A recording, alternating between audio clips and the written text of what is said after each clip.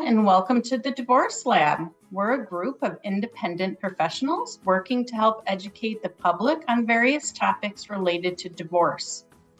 I am Carrie Goldring, a certified divorce lending professional who specializes in mortgage planning. And I'm Mark Avezai. I'm a certified divorce financial analyst. I work primarily in Troy, Michigan. Hi, I'm Jim Chryssikos. I'm a family law attorney and mediator located in Troy, Michigan. So let's get started with today's show. Hi, today I want to welcome our very special guest, Canetha Amour-Porter. And Canetha, you are like, I don't know, you wear many, many hats that are all very similar. But I think I want to just describe you as someone who empowers women or young women, sometimes even teens, through your foundation and your shared workspace and just helping people get through hurdles that life brings them. And we're excited to have you on. And I thought you could introduce yourself and explain a little bit what you do. And then because we are the Divorce Lab, maybe you can just mention how you have helped other women going through the divorce process or after the divorce process. Well, sure. Thank you so much, Carrie. Thank you so much, Jim, for having me today.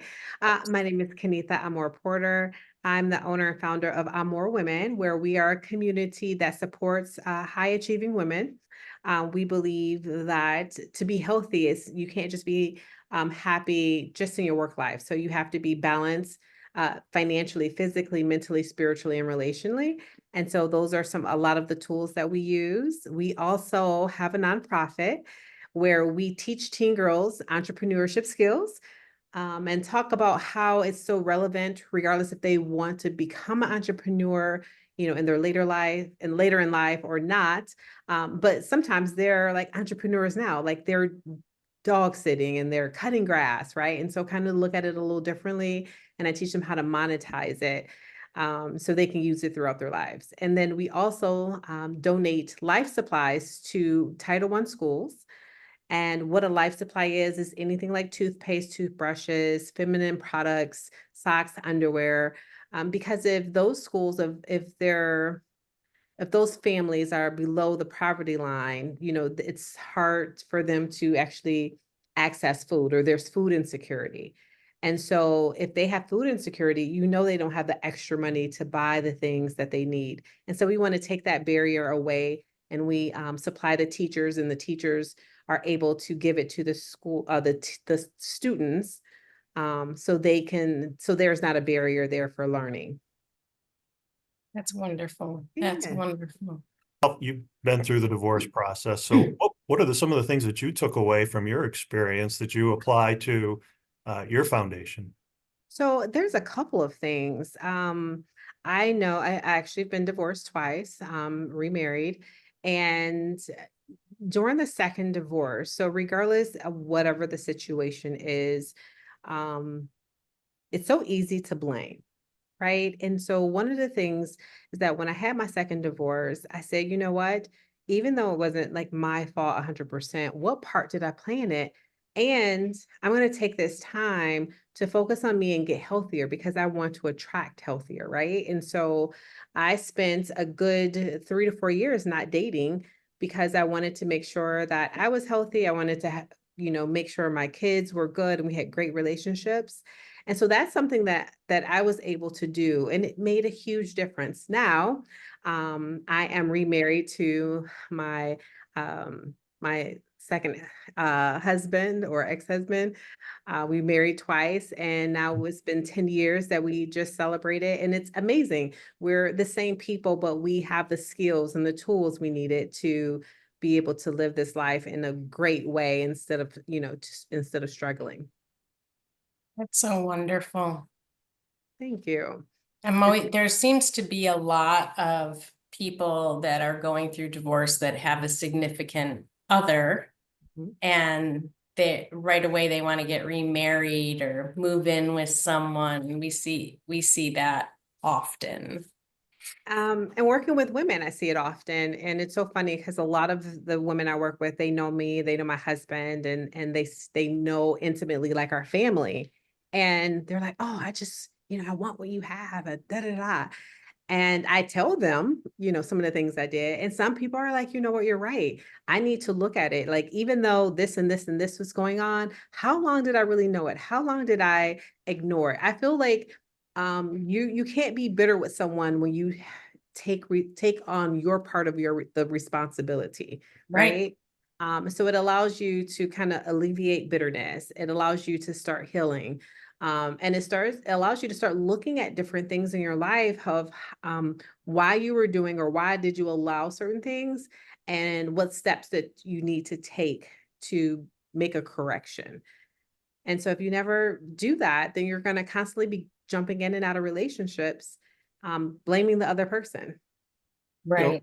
That's something that you run into a lot of times in divorce cases. You'll often, especially primarily when there's children, of course, and that is we want to build in some language of our settlement that says that you can't introduce the children to a new significant other and they try to define a period of time or really control the circumstances in which it will happen. And for some people, maybe it's a good idea, and for others, maybe it's not necessary. But uh, what do you see as far as that goes? Do you think that having that, especially for people with children, young children in particular, do you think having that in their settlement makes sense? Do you think it's unnecessary? What have you seen?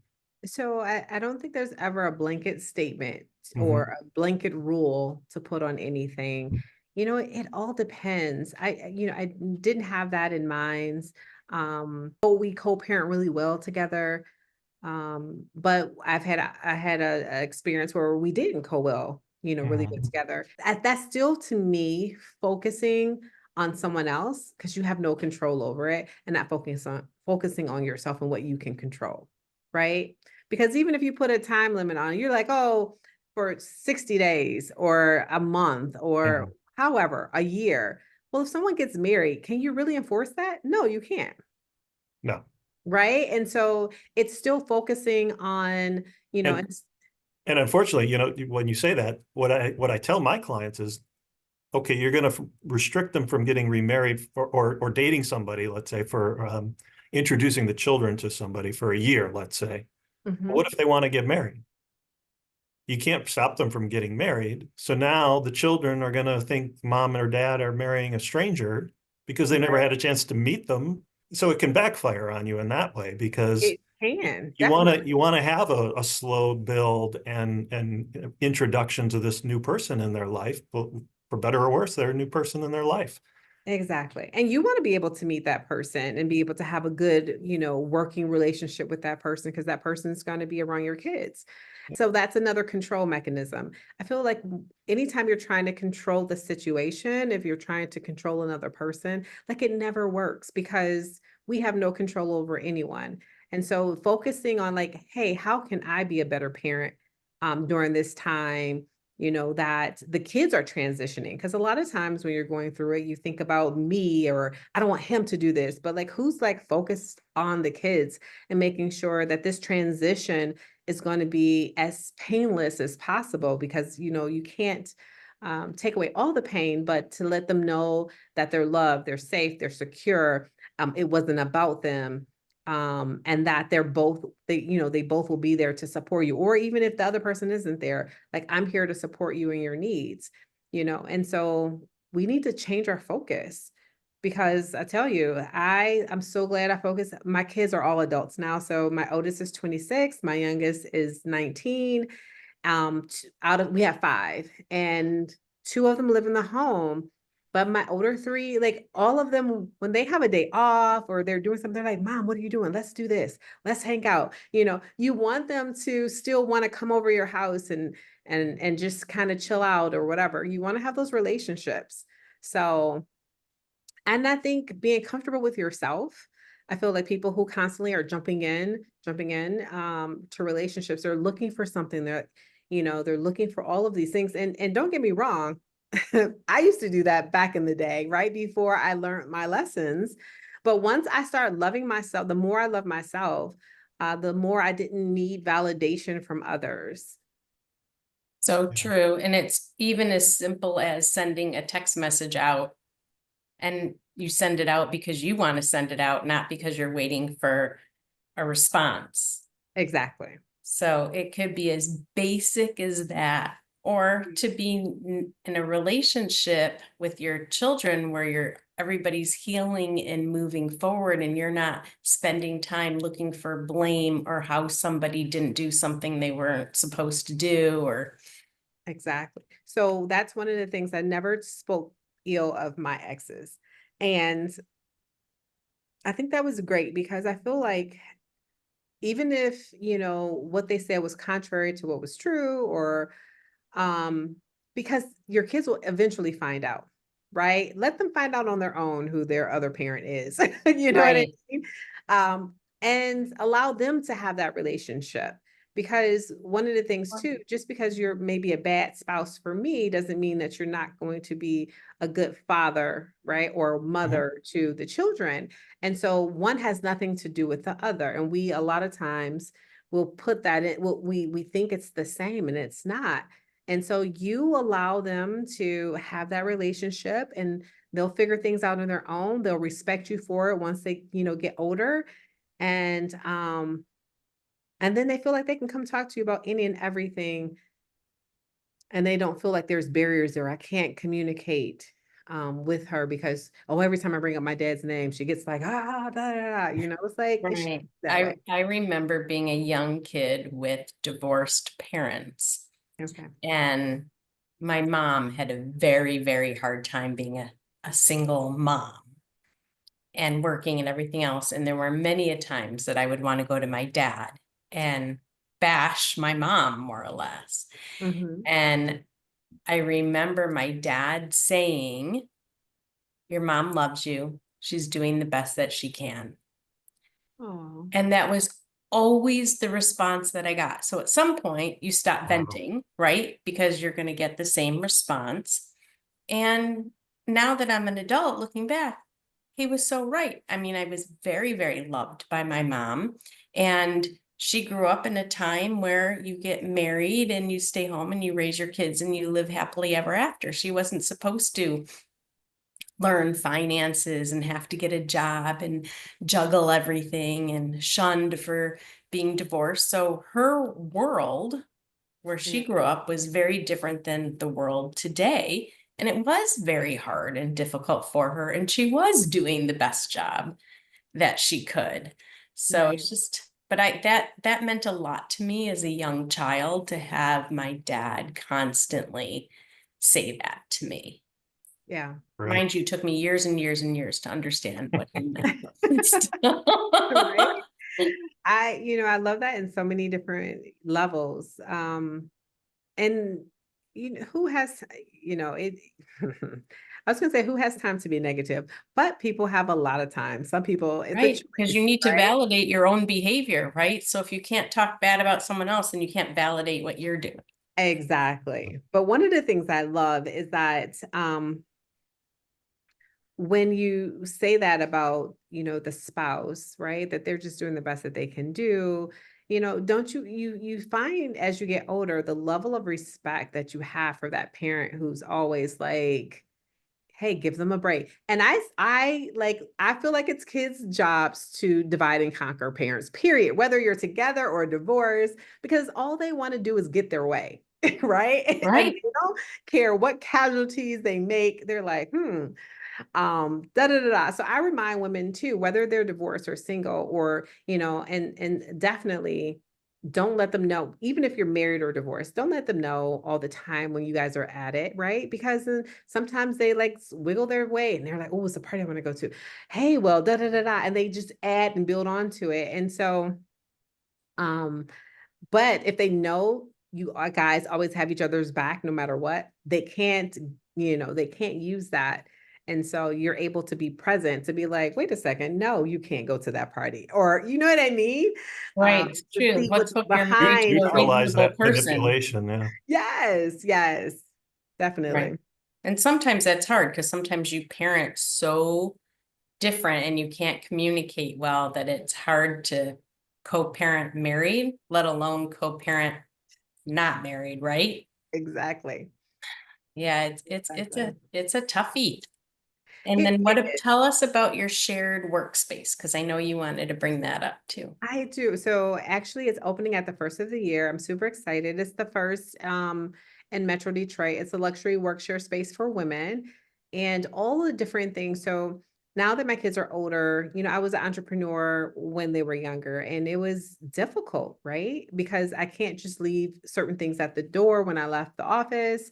I had to kind of carry them home, but I made sure I made space for them. And so this new workshare space is in Troy. So it's very well located, right? It's very convenient. It's right next to Somerset Mall.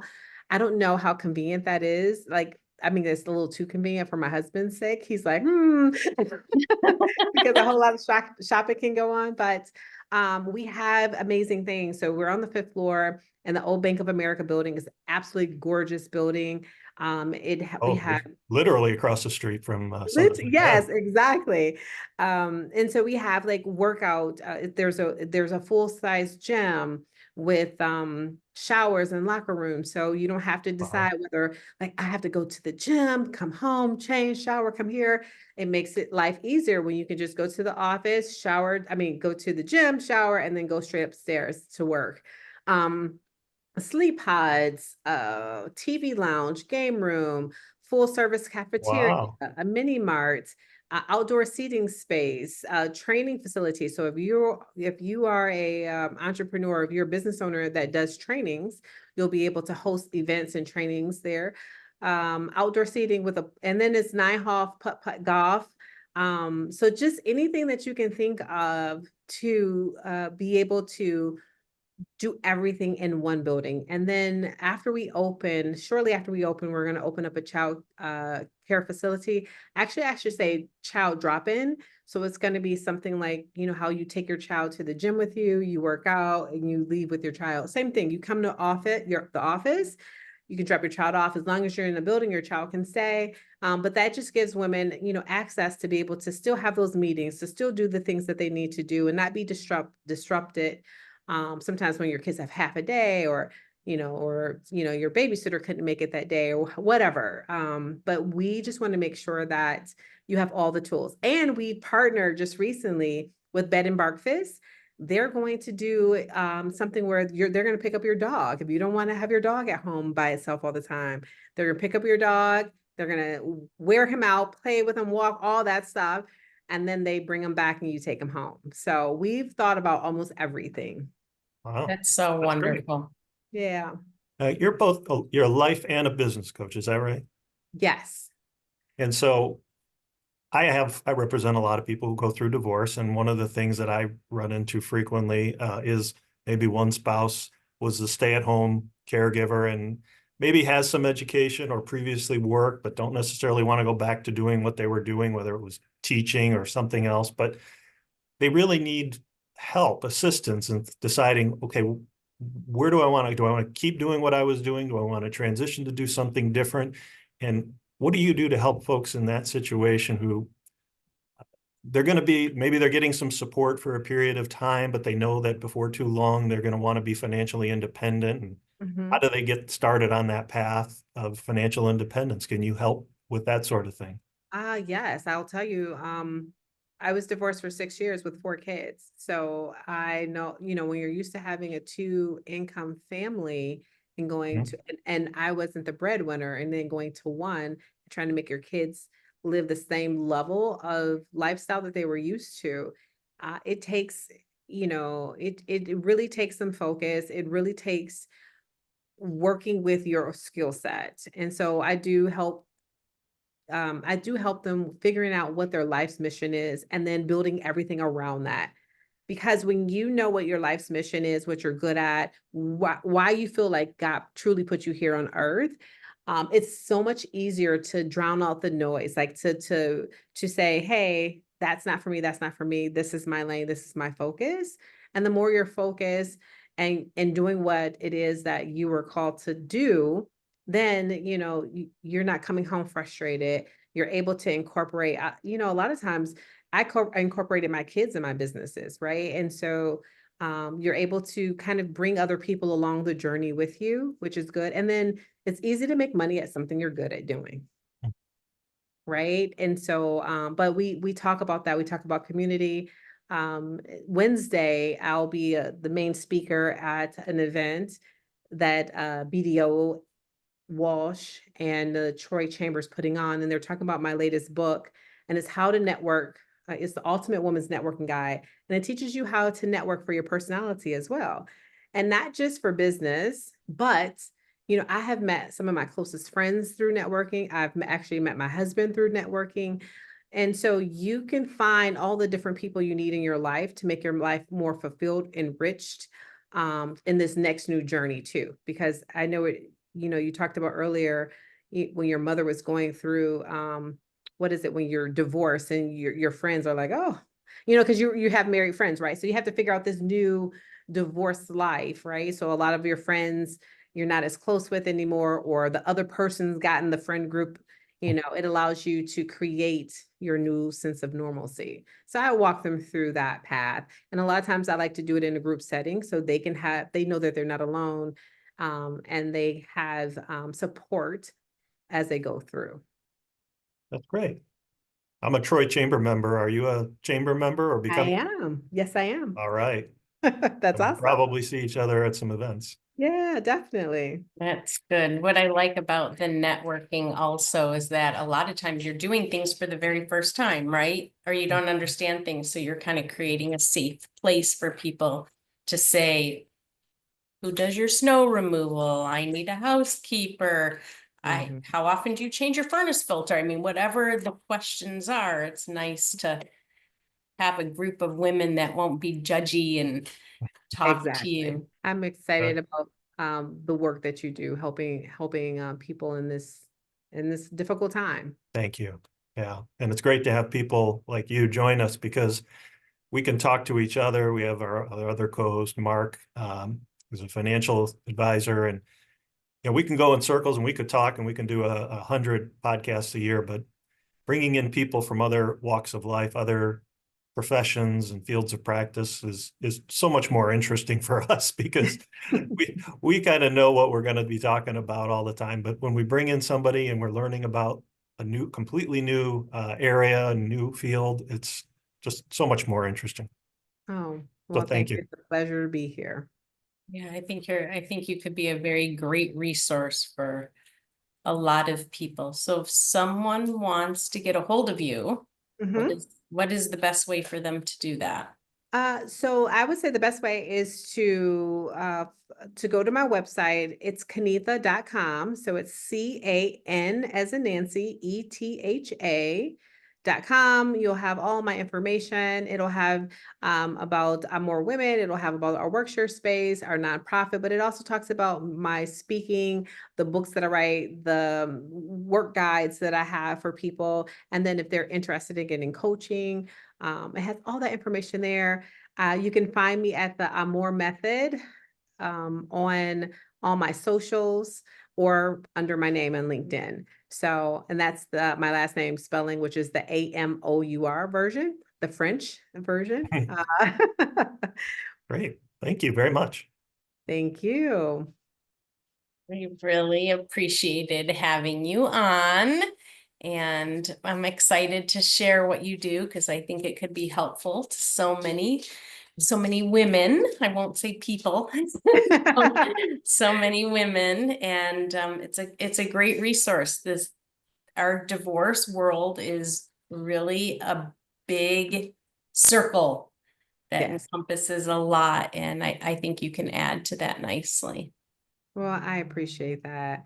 But yes, I just want people to know that they are not alone and they don't have to do it alone. It's important. It's very important.